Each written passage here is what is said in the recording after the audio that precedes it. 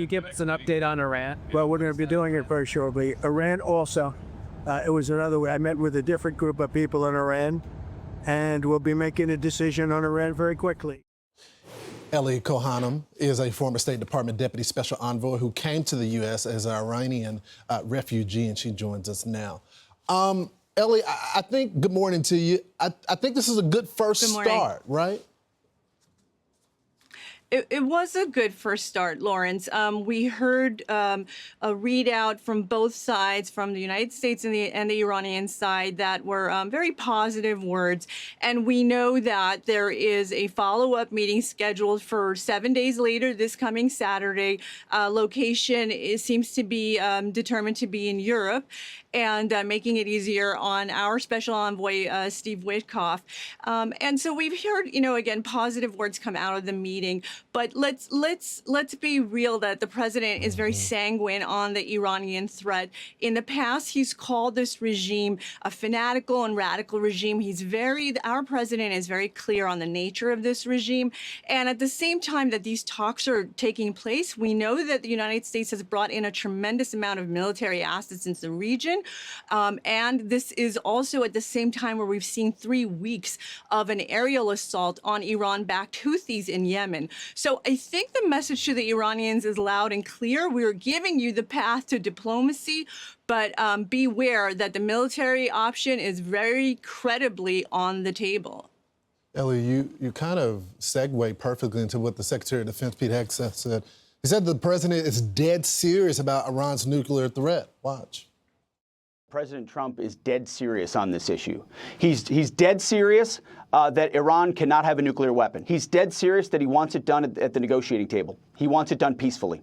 And that's why he's going straight to these talks. If we can't figure this out at the negotiating table, then there are other options, to include my department, to ensure that Iran never has a nuclear bomb.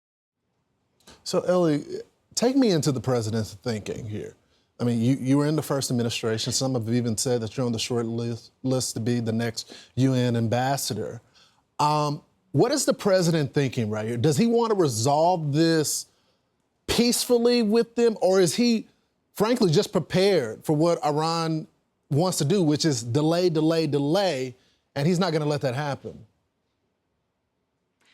Well, the president has been incredibly transparent with the American people, and I think that should be really reassuring in contrast to what we dealt with under Barack Obama.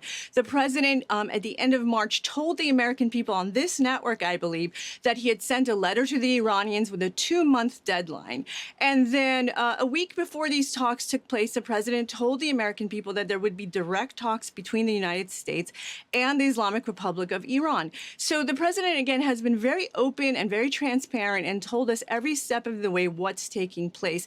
He's also clearly delineated deadlines. So we know that the president, as the author of The Art of the Deal, he's not allowing the Iranians to drag this out indefinitely.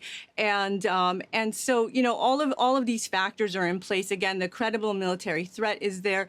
And so I think that a lot of Iran observers are nervous right now. They need to have a little bit of trust in the president and this administration that they know exactly what they're dealing with on the other side. And again, they are giving the Iranians a pathway to diplomacy. They're allowing them to really understand and take in the situation that the Iranian regime is finding itself in, which is that they've allowed their nuclear program to get so dangerous that the United States and the international community has to hold them accountable for where they have brought themselves to. Ellie, I got about 30 seconds left, but I guess the final question would be, when it comes to deadlines, I know the president is not saying, but I know people within the community and know his thinking, know that deadline. What type of timetable are we dealing with? When do they need to completely disarm before there's some sort of action? Well, I think that the United States is going to demand some, immediate steps from the Iranians. And what we're talking about right now, and what you heard the Secretary of Defense talk about yesterday, was dismantlement. So dismantlement will certainly, again, there have to be some steps that the Iranians take right away. Dismantlement preferably would be under U.S. auspices. And the timeline, the 2-month timeline that the president has set, works very nicely with the snapback sanctions that are coming up at the United Nations.